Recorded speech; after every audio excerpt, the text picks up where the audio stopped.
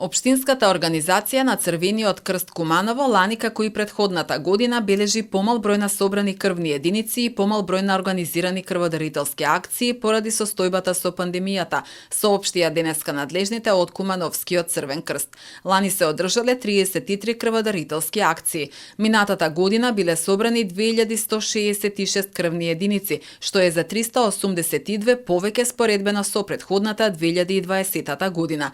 И минатата година имавме потешкоти со организирање на крводарителски акции во училиштата поради протоколите, пак голем број од акциите беа организирани во Центарот за култура Трајко Прокопиев, што индиректно влијаеше на намалување на бројката, изјави Ива Младеновска, стручен соработник за крводарителство од Црвен крст Куманово.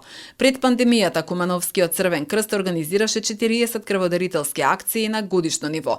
Оттаму најавија дека на 4 февруари ќе се одржи традиционалната крводарителска акција со Рибарското друштво Магдам во Центарот за култура Трајко Прокопиев од 10 до 17 часот. Надлежните од општинската организација се надеваа дека годинава состојбата ќе се стабилизира.